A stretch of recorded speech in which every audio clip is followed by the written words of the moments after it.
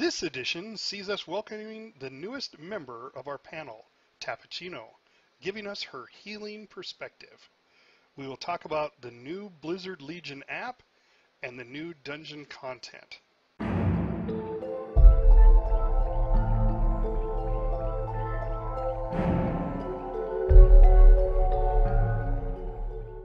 Hey everybody, sit down around the hearth, grab a frosty mug of ale. Welcome to the Lion's Pride Tavern, where we discuss all things Azeroth. This week's episode is brought to you by Brewfest, where not only dwarves get simulated drunk. Coming September 20th to a major city near you. I am your host, Fafford. I play a Dwarven Beastmaster Hunter in the awesome game World of Warcraft. So let's hop right into it and introduce our panel members. First off, Joe Bowie. Hi, I'm Joe Bowie. I play a Worgen Fire Mage. Next up is Lorelei. Hi there, I play Lorelei, a Night Elf Fury Warrior. And our brother in Canada, Epistle. Hello again, I play Adrenai, Protection Paladin. And our newest member, Tapachino. Hey everyone, I play a Night Elf Restoration Druid. Our special guest today is Niobe. Hi, Niobe. I play Adrenai, Retribution Paladin. We are going to start right off with a few questions for you, Niobe. First off, how long have you played WoW? About since what expansion? I've played WoW since the day it came out. I actually came over from EverQuest, and a bunch of us decided that when WoW was coming out, that was going to be the way to go. So I've been playing since day one. So you're a vanilla fan. I am. Back in the days of 40-man raids. What fun was that? Oh, no kidding, right? All right, so how did you come to find this particular raid group? Yeah, I came. Actually, I was in a guild called Relic, and we're getting low on some numbers, and some of my guild leaders found Fafford's group, in which we all started raiding together, and the rest is kind of history from there. Yeah, I do remember that. How about your favorite toy box item then? Well, I would have to say my favorite toy box is the Blazing Wings from the Darkmoon Fair. All right, so we're going to go around the panel, and we're going to ask a question that I kind of thought of the other day, which I've talked to people about this, and it's kind of an interesting story. So we'll start with Joe Bowie, and we're going to ask you, what is the story behind your particular character's name? Well, Joe Bowie became Joe Bowie after a server transfer. His original name was actually Gravy, but Gravy was already taken, and pretty much every possible way of misspelling Gravy was taken as well. So I ended up renaming him to Joe Bowie. Now Joe Bowie comes from the movie Major League. Well, not exactly. It's a play off of that. One of the characters in that movie, he had a little totem that, called Joe Boo, that he kept in his locker, and Joe Bowie is kind of a takeoff of that name. Okay, yeah, I think I remember that. It was it was right in the top of his locker, wasn't it? Yeah, and he insisted that, he had to appease his little voodoo doll, Joe Boo, in order to do good at the baseball game. Especially with the rum. Yeah, he had to wake up his The bass. rum, and they fed him fried chicken, too. They gave him an offering of Kentucky Fried Chicken. Alright, we're aging ourselves now. How about you, Lorelei? What's the story behind your name? I actually just picked up a set of dice and my D&D name book, because I'm that much of a nerd, and I rolled her name right out of the book. I've had different spellings of it. The spelling I'm using now is not the original one, because I've server changed her and faction changed her a couple of times. But it's still the same sound of it. Nice. I love it. How about Epistle? I was just a little lost there. Is this a hockey movie you were talking about? Baseball. Yeah, it was baseball. Oh, the other North American sport. Okay. Yeah. So my name, Epistle, I chose it because I wanted something, you see kind of strange, weird names that are, garbled spellings of things and don't necessarily make sense. And my other tunes I've got issues around and feelings about, but I wanted to get something that would fit the class and the character and the role. And as I was looking at the opening screen, I thought, oh, there's a really highly religious feel to a paladin. And so I was trying to think of a name that wouldn't already be taken. That's the usual dilemma. And so I kind of flipped through my theological mental notebook and thought this would be offbeat enough that nobody had probably taken it, and surely enough, it was. I think Epistle is a religious writing sent from one religious leader to another, is ultimately what its meaning is. Very cool. Very cool. Way to think through the whole naming of your character. Well, a few others I just kind of threw something out a little too quickly and came to regret it when a character went on for years and years and had lots of social interaction. All right, and Tapachino. Well, my name literally means, from the show Wizards of Waverly Place, warm milk and tap water. My daughter and I used to watch that show a lot. It's one of those old tween series. I think that's the word, tween. And they happen to joke about some drink they were making in their soda fountain place, and they came up with Tapachino. So my oldest actually said, Tapachino would be a good name. And then all of my characters now begin with Tap. I have a mage named Tapwater. I've got a hunter Tapster. I had one called Tap and Tights. So it just kind of stuck, and I went with it. Yeah, there's a lot of people that I know that have the same kind of variation on the same name. So how about you, Niobe? Well, how many people have seen the movie The Matrix? Oh, yeah. Oh, yes. All of them. The better one would have been how many people haven't seen it. That probably would have been a better question. But yeah, Is it about Niobe, hockey? Niobe from that series. That's where I picked up that name. Oh, all right. In The Matrix? Well, no, maybe I missed it. Where is that in The Matrix? She's she is actually the commander's girlfriend, but before that, she was Morpheus's girlfriend. Oh, I never caught that. Yeah. Okay, all right, yeah.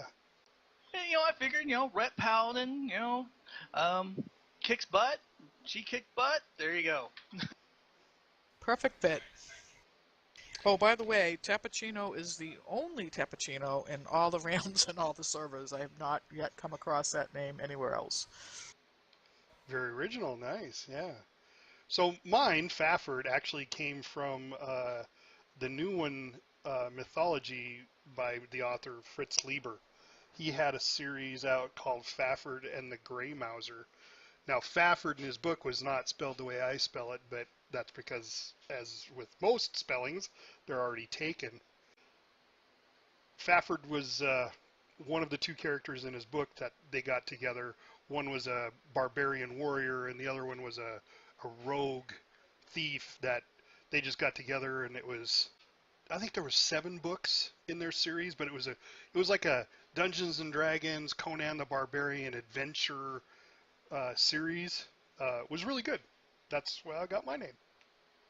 I love it when there's a fictional character that you really have a kind of a connection to, or really like, or you like their name, and you actually can use it because it's available in game. Yeah, because I know naming is probably one of the hardest things to do, because the random name generator is terrible, I think, in my opinion. Well, not Lorelei's. Well, but she did it with D&D. I'm talking about I'm thinking she's onto something. Yeah, right? Oh, I'll give you my big old notebook. I'll send it out. But the random generator for Blizzard, I don't think is very good.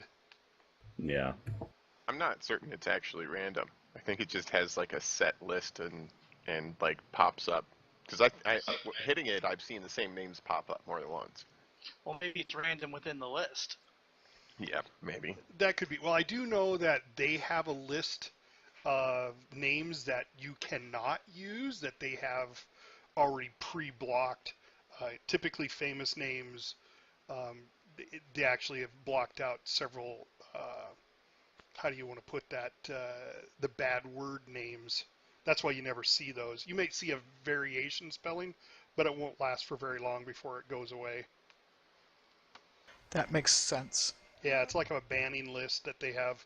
So you can't do Conan the Barbarian. It would never work because Conan is on their list that you can't use unless you spelled it differently. I always wonder how characters with names like Mr. Poopy Pants, last. Well, I've got one named Poopin' Fartin', and he's There been you go. around for quite a long time now. But that's just more towards a classy end of things, right? But it's technically spelled Pupin Fartin', though, not just straight up Poopin' Fartin'. It Yeah. might make people just nervous. Maybe it's a German word and I don't know what it is, and so I won't ban it. It's actually supposed to be said with a really bad German accent, like Pupin Fartin'. Oh, nice. When I named my priest Tap Me Silly, I thought, that was just to be funny, like Tap Me Silly, it's a joke. And I And got you comments didn't about think about that? I did not, and some other people are like, "Oh, do you know what that means?" And I'm like, "What do you mean? It's just a name. It's funny." And they're like, "No." I'm like, "Oh my God, that's not what I meant." But I've had it for years, and nobody's complained about it. So, well, didn't before this podcast, anyways. You just need to know I've been resisting making jokes about it all this time. Well, that's what I'm probably thinking is that you have to get name flagged a few times before they would do something serious. Because I do know a couple of people that have had their names flagged and they had to rename it. But they were pretty bad names. I think mine's cute. It is. I like it. And I like the way you do variations of it. So we've had a couple of weeks now since the release of Legion. And we talked a little bit about the class halls last podcast, but I kind of wanted to go back now that we've got another week under our belt. We've grown a little bit more. Several of us have level 110 characters. A couple of us don't. Uh-oh. I'm Give in me that like boat. 5 more minutes. Yeah, no, I got longer than that. I'm only like 107, so I'm getting there. So let's just talk about the class halls, likes, dislikes, whatever you want to talk about. Let's start with Epistle. I'm enjoying the class hall. I did peek into both the mage and druid halls because those are my alts who I'm just starting to get leveling up, and I do enjoy them. There's something about the class hall here that still feels very stiff. It's all right angles. It's all very church-like. Lots of similar flags with the same hand on. My hope is that it will evolve over time because it's lovely. It's efficient. I'll give it that. That's the plus about it. But it starts to feel like concrete walls and banners after being here a few too many times. So now, what level were you at last podcast? Were you at 110 by then? I think I might have just hit it. Yeah. Lorelei, were you 110 at that time?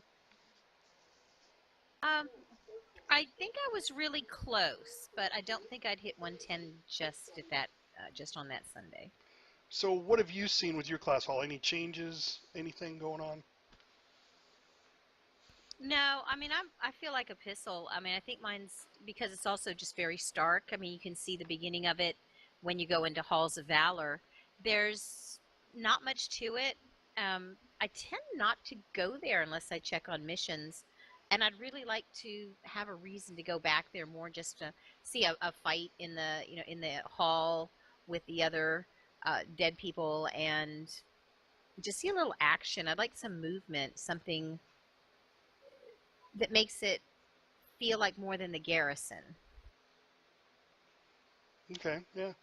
How about Joe Bowie?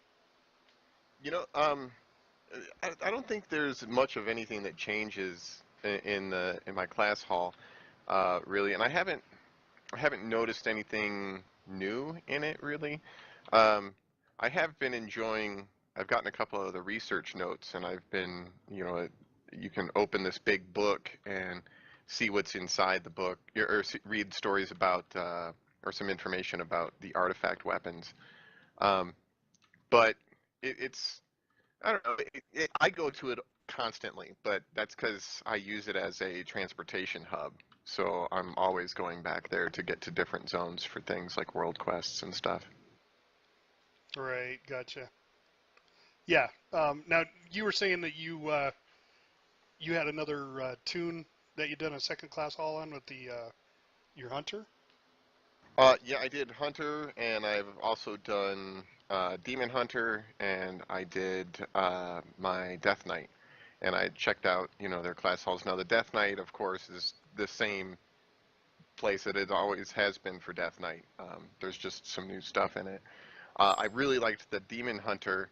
The Demon Hunters, or the Demon Hunters is neat looking, but I feel a little lost in there sometimes. Like I have a hard time, maybe just because I'm not used to it yet, finding the things that I want, like to recruit the dudes, or which room is the room that I go to for the upgrade and that sort of thing. But Mm. Yeah, I'm feeling that too with my mage. but the demon, but all in all, my favorite is still the mage hall, mostly because it's useful, So Okay, all right. Well, how about Tapachino? Well, I really like the class hall. It's very natural, very night elfish. There's a lot of things that are, the tree ants that can go around, and I found a patch of dirt, and I clicked on it, and a tree ant grew, and said, "Oh, thank you, Archdruid," and goes on its merry way. Just little things like that are pretty cool. It's still a little confusing to get around because it's all kind of spread out, and, you have to follow paths and stuff, and the map doesn't really tell you where anything is. I wish there were a mailbox. It's one of the things I miss about it, is it doesn't have a mailbox.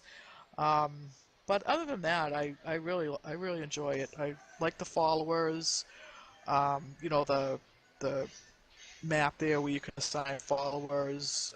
One of the followers I got is Myloon, and she appears and plays her forest song, while I'm out in the field fighting, which summons fairy dragons to assist me in combat. And then while I'm going in questing and going around the rest of the world, I've got like forest animals that follow me around. So that's pretty cool, and that was something I really liked about the class hall, having to be able to, assign your followers to help you along. But I'm still a little confused about things, but, I'm getting used to it. I think it took a little longer to get used to because it is so spread out, and there's these, natural paths that you have to follow.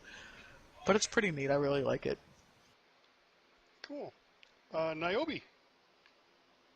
Yeah, the thing about my class hall is it's kind of it's, as described earlier, kind of a little blocky.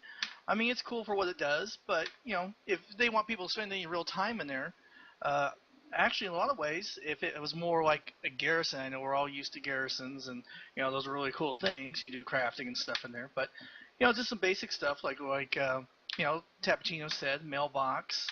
A really cool thing would be if it had a hearthstone. Right now you got to hearth the dollar on, and then run to the portal to get down.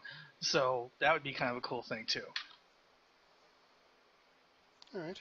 Well, Tapachino had mentioned before we started that she noticed that there was a couple of things in her class hall, like she found a patch of dirt. Why don't you tell us a little bit about that? Yeah, that was the when I was just talking about, I click on the patch of dirt and the seedling starts sprouting, and then it grows, and I'm watching it, and it turns into a tree ant, and it's like, "Hello, Sister Druid," and jumps up and down and runs along. I'm actually wondering if there might be an achievement or something for, having so many tree ants grown, but I'm not sure, and I just find them in various places. So that's pretty neat. Has anybody else found any of those little Easter eggs? I think is what they call them in their class hall. I haven't yet, but I think I need to look a little bit closer now. Maybe there might be something out there. I have not yet either. Mage hall. I mean, there's so many little things in the mage hall that seem kind of interesting and stuff, but I haven't found anything that I can click on that's interactive or anything. Well, what reminded me when I saw the dirt patch, it looked just like what we saw in our garrisons. You could click on the dirt and get the resources. So that's what made me go, oh, I wonder what this is. Yeah, and I say I haven't seen that in mine either in the Hunter Hall. Um, the Hunter Hall's just got all the heads and stuff. So maybe they did it in just certain classes. I don't know. That'd be interesting to find out. You don't get a reward for it. It's the thrill of seeing the tree ant grow from the seedling, I guess. Well, yeah, but I mean, for it to only be with the druids, you would think that when they do something like that for one class hall, they're going to have a variation of it in all the others. Or it's my theory that that Warcraft Blizzard just loves druids better than every other class. I've actually heard that though. Because they really dislike warlocks. Clearly. They Hey, love mages. I'm just gonna make like a tree and leaf now. Uh, Ha ha ha. you need to branch out in your sense of humor. Oh no. Niobe, We'll get to the root of the problem. Oh no, leaf and twig. What are we doing? So that wasn't a pun. That was a literary quote. Yeah, I was wondering barking up the wrong tree there. Yeah. All right, let's move on. The new Legion. Oh, go ahead. Because I don't think Niobe talked about any Easter eggs in the hall. I'm wondering if he's noticed the same thing that I have, which is this little area in the Sanctum of Light. Looks like a crypt. There's a whole bunch of tombs in there or coffins. Wondering, have you figured out anything or done any quests in that area? No, I haven't. Not actually. Which part of the hall is that in? Because I haven't seen that. Well, you kind of walk right by it when you're walking up to the Altar of Ancient Kings. And so it's just a little on the right and the left, just after the trainers. And there are openable gates, sort of like steel gates, two on either side. And you walk in, and it looks like there's just a bunch of coffins in the wall, like a crypt of some sort. And I'm just wondering if they're just ornamental or they're going to have some function at some point. Yeah, maybe there'll be some storyline that'll go along with those areas then. That would be kind of interesting if that comes to pass. Yeah. All right, so how many people have the new Legion app, and what's your opinion on it? Lorelei, do you have it? I do not. I don't. So I'd like to hear what it's like and what you can do with it, though. All right. Well, let's ask this question: how many people have it? Well, I do. Yep, me as well. I don't have a smartphone, so I do not. Niobe, do you have it? No, I do not. All right. Well, these questions are just for Joe Bowie and Epistle and I. All right, Joe Bowie, start off. What did you think of the new app? I think the app's pretty nice. It's really handy when I'm not around my computer and I want to check on stuff.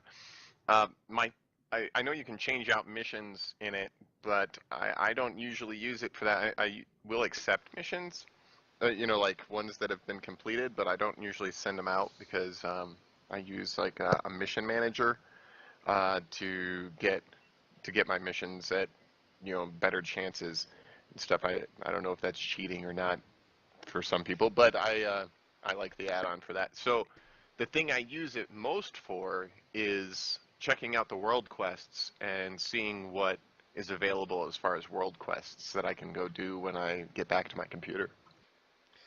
All right. So, what mission manager? What add-on are you using for that?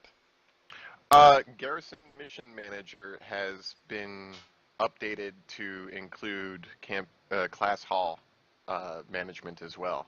So it just tries to put together the type of the correct counters and the maximum percentage that you can get for the particular missions, and I just find that really handy to use. Yeah, I've written that down. I'm going to pick that up. Well, because I use Master Plan, and that's what it did for the garrisons, but it hasn't been updated for the class halls yet. So that's interesting. Yeah, it's really handy, and they're doing some pretty good stuff with that. Sometimes I don't follow it exactly because I'll want to send out a particular character on that mission because I want them to get more experience points, and it'll still be 100% because I find that the bonuses are pretty rare. Like even when I'm like above 50% on the bonus chance, I rarely get the bonus. And I've gotten the bonus once, and it was with a 15% chance. And that's been it so far. I've usually getting in 20 and 25s, but I haven't gotten anything that high yet. Is that the highest you've seen the percent chance? I've gotten the percent chance as high as 165%, and Wow. not gotten the bonus from that. I have gotten a couple of the bonus items, but I thought for sure I was like, oh, 165%, so I got a 65% chance of getting the bonus item, and then I was like, that's pretty good, but it wasn't good enough, I guess. I rolled poorly on that. Something I haven't done the research on yet is to know sometimes I put one follower in and it's going to be 100%, and I'm wondering whether sometimes it's better just to put that one in, level them up, gear them up, whichever, rather than put any extra followers in there. And yeah, so like Joe Bowie, I'm sort of not thrilled about trying to get that bonus at this point. I'm not sure it's reliable. I've got, again, also a couple of bonuses, and it's been on a 23% and maybe 3%, but then the 75 doesn't give a bonus. I'm kind of not excited about the bonus at this point. I'm more wanting to get my followers leveled up and then geared up, and then, of course, do some of the garrison-related, or sorry, get some of the town hall-related leveling done. I think that perhaps the bonus percent chance that we'll get will improve as we continue with the order advancement for the class hall. One of the fourth tier of that provides some ability increases. Like one of them is your minions, whatever they are, not the champions, but the disposable minions that go on the missions, can get increased chance of mission success by 5%, or they can be improved, like made stronger, and also have a counter in their list, which can improve chances quite a bit. I'm wondering whether it's worth spending the resources on at this point. Yeah, 10,000 resources to get that is a bit steep. I have held off, even though I have the resources to do it. I have not started that research. Plus, it takes like 10 days. Do the resources have a cap on them? No. I don't believe there's any cap on the amount of resources that you can collect. Oh, I was mixed up there. When you say like you're talking about the artifact research notes? No, I was talking about the order advancement, which is it's a series of I think 6 different things. The last one being there's only one selection, which is increases your number of legendaries that you can have. But they vary a little bit from class hall to class hall to class hall. But there's basically they're minor upgrades or upgrades that you can get for your class hall and your champions and that kind of thing. One of them, like the fifth one, gets you like a free token, bonus roll token for the new raids each week.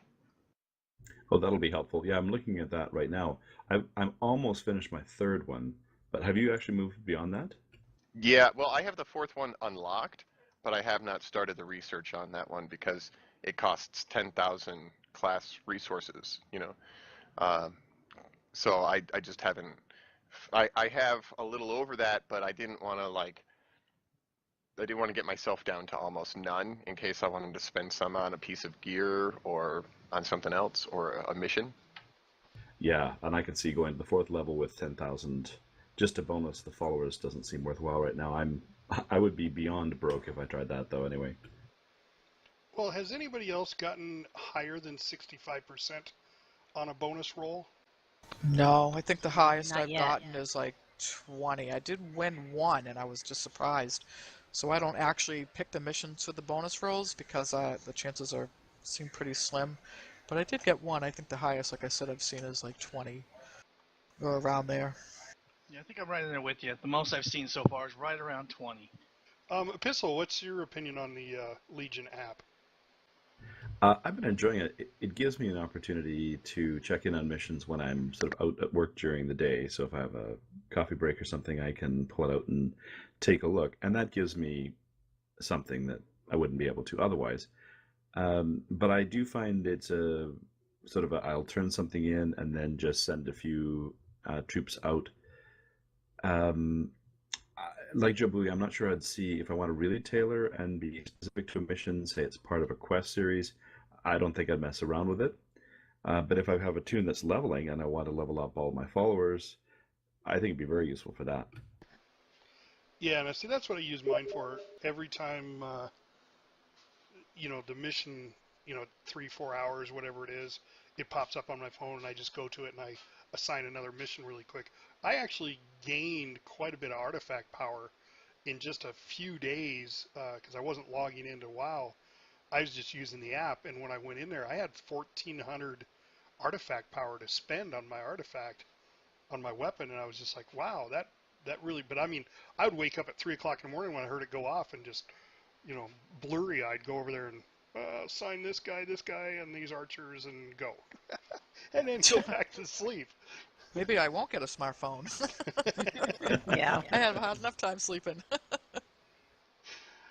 When I mentioned the world map and looking at the world quests, the reason I like that world map so much is it has a search function which allows me to designate exactly what kind of rewards I'm looking for from the world quest. So if I just want to find pieces of gear, I can select gear and then look at the world map, and where the world quests are that are shown are the ones that drop gear, as opposed to dropping gold or class hall resources or anything of that nature. Right, but if you're going to get the app, the thing to be aware of, if you're logged in on your desktop and then you run the app, it'll boot you out. And I understand some people have had some difficulties with that. I don't know what you're talking about. It just because it Oh, I was think you during a do. boss, and we were right in the middle of Oops. battling it. Oh, yeah. Booted Well, me does right it, out too. but doing what Jabui is doing, would that work? So if I was in the world map and I didn't want to do a pop-up map and wanted, say, to have something on the side to look at, would it actually boot me out if I'm just trying to find information about the existing world quests? Yes, because as soon Eh, as you log into it, it actually boots you out of your then it game. loses so you lose a little bit of usefulness then. Well, Yeah, yeah, I use it when I'm not in the game. If I'm in the kitchen getting myself something to drink, and I want to check it out, I can pull out the app and kind of scope through and go, oh, well, there's a new trinket, or there's a trinket that drops that I've been hoping to get an upgraded version of, perhaps. Uh, I'll go do that one, and then I look around and go, oh, there's another thing that I'd like to go get too. So I just kind of set myself up as a plan for when I do log in, what I'm going to go get. And it also tells you like how long is left on it as well. I wouldn't mind a slight warning though to say, are you sure you want to log in? It's going to log you out of your desktop. I remember logging in on my iPad to the armory, going to the chat, and I could chat with people in guild, but I wasn't in game at the time, so I never really tested that theory. But I do know, as a fact, it will boot you out. Yeah, it's done that to me too, actually. I just wanted to check on I was looking at the world quest, and I was like, the map on my phone would be a little easier to, like, rather than mousing over on every single one of them in the in-game map. I could just look on there, and it'll tell me which ones have gear, because I was looking for gear. And so I logged in on my phone, and it immediately kicked me out of the game. And I was like, wow, that was really fast. And it threw up a warning saying I had logged in somewhere else. Yeah, and I actually had to relog back into the app again because when I logged back into the game, it booted me out of the app. So yeah, I mean, which is not a big deal, but you have to go through the whole re-authenticate it and all that, which is kind of a pain. But it's a pain for a good reason. All right, so let's go on to dungeons for the new Legion stuff. What is your favorite dungeon and why? Let's start with Lorelei. Right now, I think I really like Neltharion's Lair, and that's because of the Lord of the Ring, or the Hobbit rather, little part with the getting into the barrels and running down the river and having to throw fish at anybody on the side. I think that's awesome. I wonder if they had to pay for licensing for that. Oh, that's a good question. I also like Mauve Souls because I like the boat. I like these different kinds of dungeons that Blizz is making, not just a plain old, run down the hallway, go down the stairs, up the stairs, but putting them on something that's moving. I think those are really neat. How about Niobe? I've got to say Neltharion's Lair as well. The water slide combined with the barrels is just too cool. Yeah, I like that one too. I like the whole barrel ride thing is just it blew me away when that happened. I giggled for probably 5 minutes. Well, and instantly, just like Lorelei, I'm also, Lord of the Rings buff as well. And, I was just like, as soon as I saw the barrel ride, I think I looked over at Naminasun, that's my wife, and I was like, that's Lord of the Rings right there. And she's just like, oh, yeah. Well, it was funny because the first time we walked up to it, I was actually skinning, and I came up and I was like, where'd everybody go? Oh, they must have just jumped in the water. So I jumped in the water and nothing happened. And I'm like, where did everybody go? And my son was like, click the barrel. And then I took off. How about Joe Bowie? What was your favorite dungeon? I really liked the Halls of Valor. My favorite part in that is after you when you go to cross the bridge, and it turns you into basically like a comet, like I don't know, like some sort of like comet, and you race across the bridge, which we found out the other day because somebody tried it. You could actually fall off the bridge when you're doing that, but it's just a really cool look. The first time I did it, I was the last one onto the bridge. The rest of my group had started onto it, and I saw them start taking off, and I came onto the bridge right behind them, so I could see like all four of the other people cruising across the bridge, like leaving their flaming trails behind them as these comets raced across this glorious looking bridge, and I thought that was really cool. How about Epistle? What was your favorite dungeon? I'd agree with Joe Bowie. Halls of Valor was gorgeous, and it felt epic, and it just I don't know, sort of it impressed me to the point of being intimidated, which I haven't had that kind of experience in a game. So I had just arrived. It was the first looking for groups I'd done as a tank. I knew nothing about it, hadn't done any prep, and so it came totally fresh. And I was like, oh, I have to go fight up who and how, and so it really had that great effect. And yeah, I love the bridge. Most of the boss fights are great. The bit where you do this sort of side tour over into this natural area was kind of nah, but the rest of it just feels really splendid. Yeah, that one kind of got me. I was like, why are we going over here and fighting bears and what did that have to do with the Halls of Valor? How about Tapachino? I too like the Halls of Valor, and for the same reasons that you guys just talked about. It is just gorgeous. I, like the type of history it shows, and with the big what do you call them? Give me a second. Odin? Odin. The whole, is it like Viking history and such. The outside, it did kind of throw me off, like, what does this have to do with anything? But it was fun, too. I mean, following the wolf for whatever reason. I do like the barrel ride in Neltharion's Lair, but the rest of it I just, don't have that good a time in. Well, it's okay. But Halls of Valor is my favorite. It's just beautiful. Beautiful place. Love to speed run. So you kind of touched on a subject there. How about your worst dungeon? The one you don't like, or what do you not like about a particular dungeon? We'll start with Tapachino. The worst dungeon I would pick is Eye of Ashera.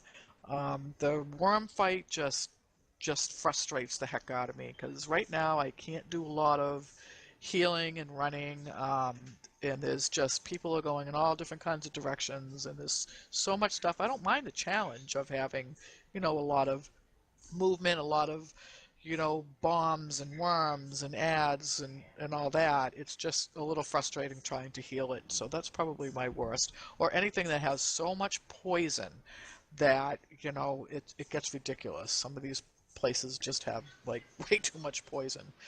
But Eye of the Share, I would say, right now is my least favorite. How about Epistle? What's your least favorite? Violet Hold.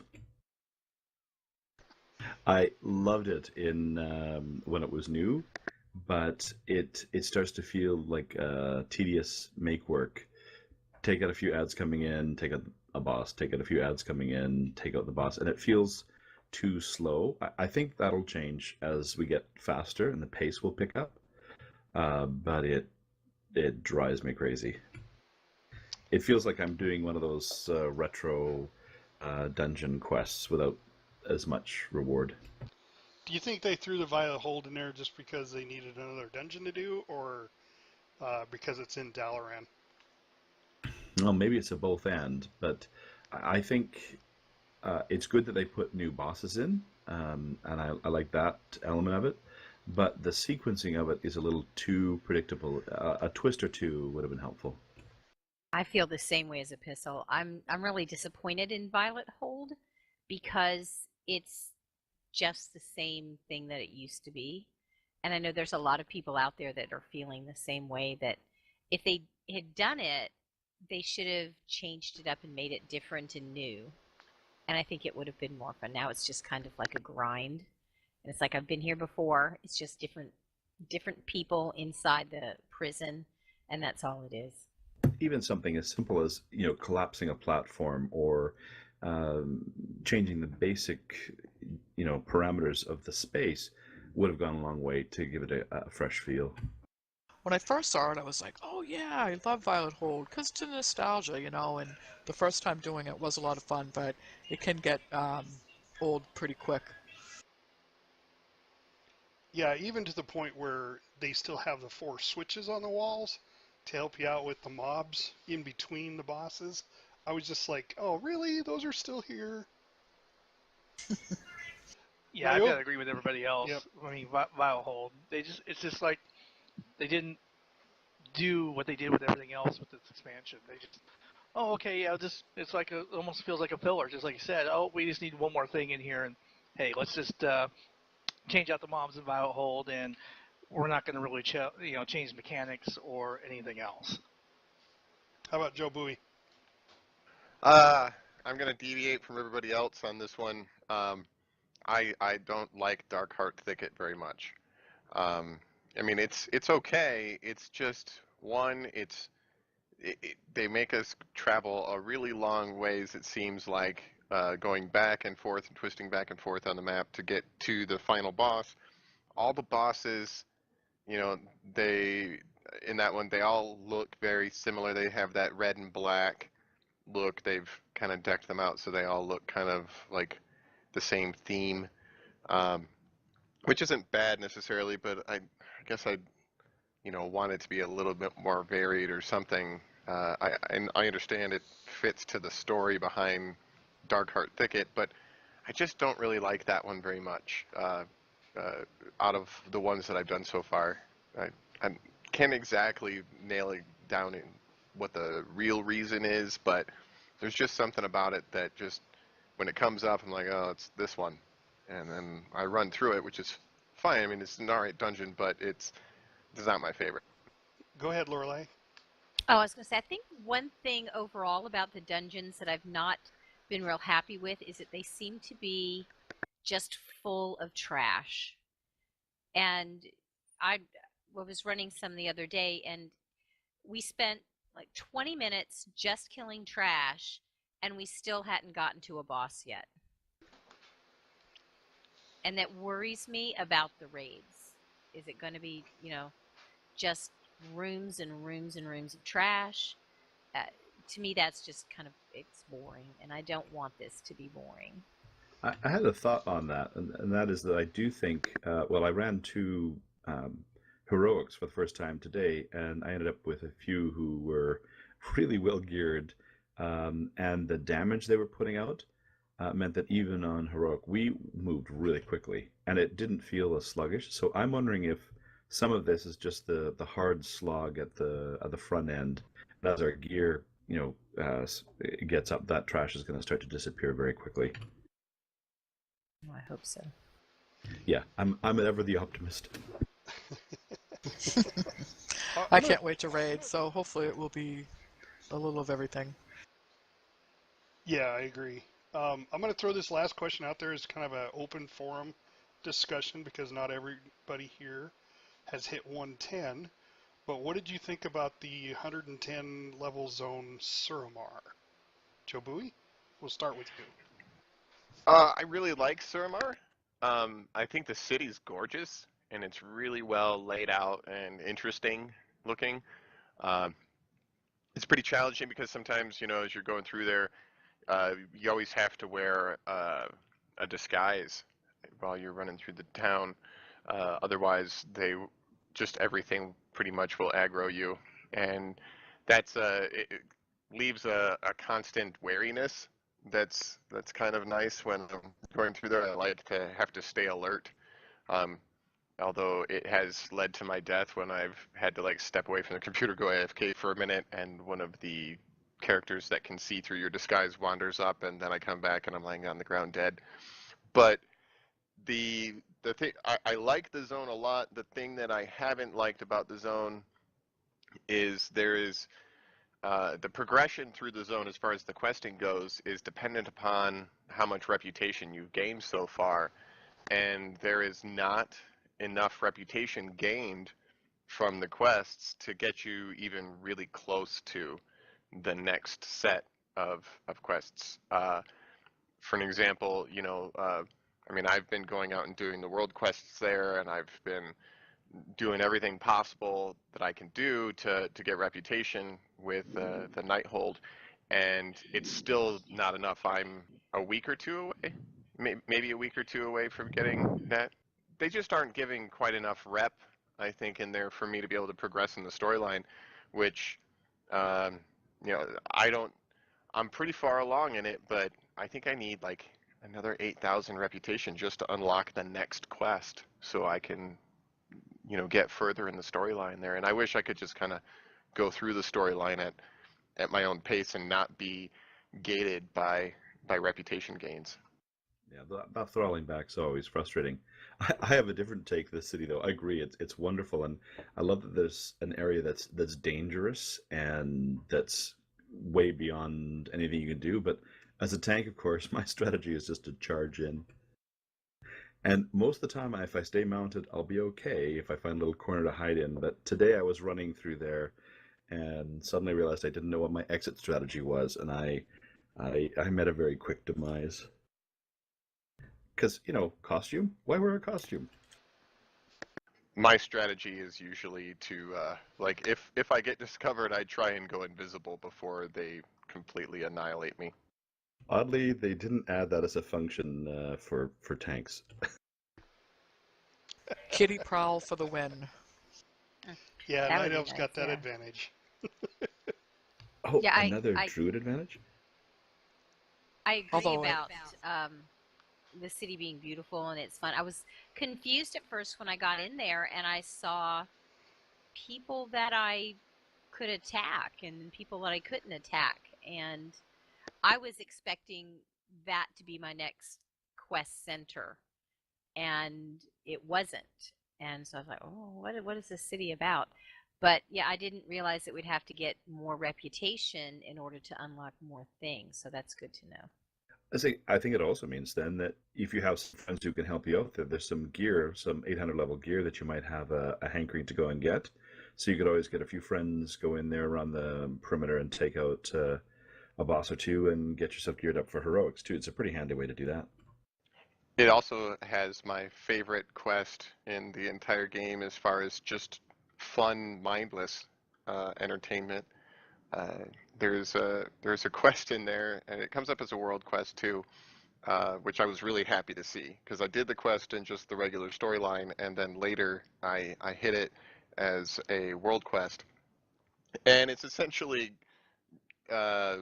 Jurassic Park with the Tyrannosaurus trashing the city, and you are riding on the dinosaur, running through the city, smashing things and killing them, and it's an enormous amounts of fun for me. Ooh, something to look forward to. Today I was herding cats in Suramar, and that was fun.